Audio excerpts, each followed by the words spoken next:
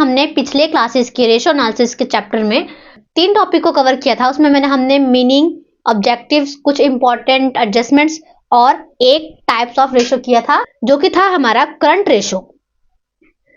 तो अब हम करने जा रहे हैं सॉल्वेंसी रेशो, मतलब इसका सेकंड पार्ट है टाइप्स ऑफ रेशो का, सॉल्वेंसी रेशो। इसमें 4 तरह के अलग अलग रेशोज होते हैं। सॉल्वेंसी मतलब कि लॉन्ग टर्म स्टेबिलिटी। अब वो जो हमने किया था करंट रेशो वाला, राइट, तो उसमें था शॉर्ट टर्म, और जो हमने अभी करना है सॉल्वेंसी रेशो, ये है लॉन्ग टर्म स्टेबिलिटी के लिए, कि फर्म में अगर हम इन्वेस्ट कर रहे हैं तो उसकी लॉन्ग टर्म स्टेबिलिटी कितनी हो सकती है। 4 टाइप्स हैं: debt equity ratio, total assets to debt ratio, proprietary ratio और इंटरेस्ट कवरेज रेशो। अब आप बोलोगे इतना कौन याद करेगा? ऑब्वियस सी बात है, 4 टाइप्स हैं इसके, चारों में 4 और 5 टाइप्स हैं। फर्स्ट वाला था करंट रेशो, उसमें 2 टाइप्स से ठीक है, पर इसके 4 टाइप्स है। तो सिंपल सी बात है, सॉल्वेंसी की बात आएगी, जब लॉन्ग टर्म की बात आएगी तो लॉन्ग टर्म में हम याद कर लेंगे शॉर्टकट में। यहाँ पे मैं लिखती हूँ डिप्ट, ठीक है, डिप्ट। डी से डेट इक्विटी रेशो, आई से इंटरेस्ट कवरेज रेशो, पी से प्रोप्राइटरी रेशो और टी से total assets to debt ratio. अब याद हो जाएगा, ठीक है, क्योंकि इससे हमें याद रहेगा कि सॉल्वेंसी फर्स्ट था करंट में था 2 क्विक और करंट एसेट्स। अब इसमें है डिप्ट, सॉल्वेंसी में डिप्ट है debt equity ratio, total assets to debt ratio, proprietary ratio और इंटरेस्ट कवरेज रेशो। ठीक है, एक एक करके हम देखते हैं कि इसमें क्या क्या चीजें इन्वॉल्व हैं। अब डेट इक्विटी रेशो, डेट मतलब उधार, उसका इक्विटी रेशो क्या होगा, तो उसमें हम उसको कैलकुलेट करने के लिए क्या करेंगे, पहले लॉन्ग टर्म डेट्स को, जितने भी हमारे लॉन्ग टर्म डेट्स होंगे उसको शेयर होल्डर्स का जितना फंड होगा उसके साथ डिवाइड कर देंगे। ये फॉर्मूला आपको याद करना ही पड़ेगा, long term debts divided by share holders funds. तो उससे हमारा क्या निकलेगा, डेट इक्विटी रेशो। अब इसकी इंटरप्रिटेशन कैसे करेंगे, जितना लो इंडिकेट्स रहेगा, मतलब जितना लो रेशो रहेगा उतना इंडिकेट करेगा कि फाइनेंशियल स्ट्रक्चर अच्छा है, साउंड है, सही है, क्लियर। और अगर हाई रेशो शो हो रहा है तो यानी कि फाइनेंशियल रिस्क इसमें बहुत ज्यादा इन्वॉल्व है, क्लियर। ये था हमारा डेट इक्विटी रेशो। अगर इसका सिंपल सा मीनिंग देखें तो ये हो रहा है कि जो उधार है कंपनी पे वो जितना कम रहे उतना बेटर है, जितनी ज्यादा उधार रहेगी उतना उस कंपनी में रिस्क बनेगा, क्लियर। तो उसको हम डेट पता करने के लिए तो उसकी लॉन्ग टर्म डेट को और जितने फंड्स हम उसको डिवाइड करेंगे तो हमारा उसका डेट इक्विटी रेशो निकल आएगा।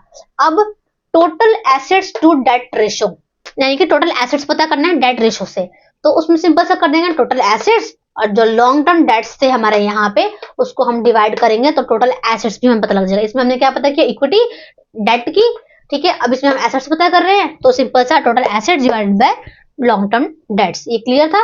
अब इसमें क्या है कि नॉट इंक्लूड फिक्टिशियस एसेट्स, ये फिक्टिशियस एसेट्स को इंक्लूड नहीं करता।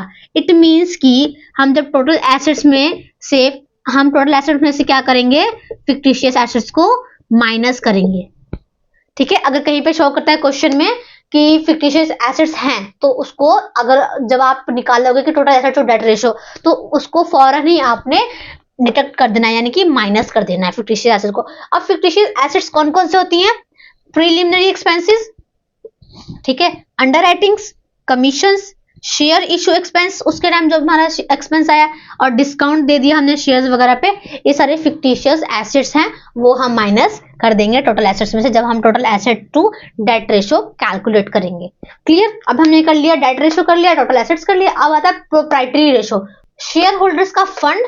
उसमें क्या आ जाएगा, सिंपल, जो हमने यहाँ पे इसके ना लिंक देखो, जो हमने यहाँ हमारा यहाँ नीचे था वो हमारा यहाँ ऊपर चला गया, जो यहाँ पे हमारा नीचे था वही हमारा ऊपर चला गया, ठीक है। तो share holders fund divided by total assets, ये वाला यहाँ गया, ये वाला यहाँ गया, सिंपल इजी लैंग्वेज में याद करने के लिए, ठीक है। Share holders fund two divided by total assets. अब इसमें इंपॉर्टेंट पार्ट क्या है, accumulated losses and fictitious assets should be deducted।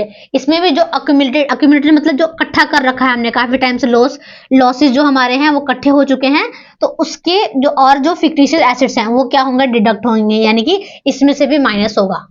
यहाँ पे इसमें भी हम लॉसेस और fictitious assets को माइनस करेंगे तब हमारा प्रोप्राइटरी रेशो निकलेगा, ठीक है। और इसमें क्या कह रहा है, जितनी हाई रेशो होगी उतना बेटर होगा, समझ में आया। इसमें क्या था, हाई रेशो ज्यादा रिस्क है, और इसमें क्या है कि बेटर है, सही है। प्रोप्राइटरी में अगर हायर रेशो है तो वो सही है, गुड है।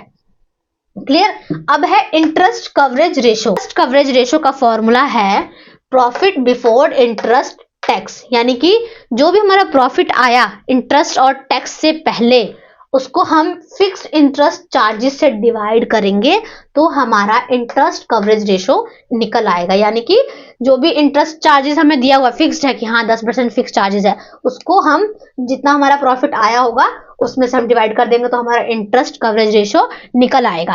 क्लियर। अब इसका इंपॉर्टेंट पार्ट क्या है कि an interest coverage ratio of 6 to 7 times is considered appropriate. मतलब जो इस सम में हम करते हैं ना, तो इसमें हम टाइम्स, आंसर जो हमारा आता है टाइम्स में आता है, राइट। तो टाइम्स में आता है तो उसका जो 6 to 7 टाइम्स होती है ना इंटरेस्ट कवरेज रेशियो की, वो एप्रोप्रिएट मानी जाती है।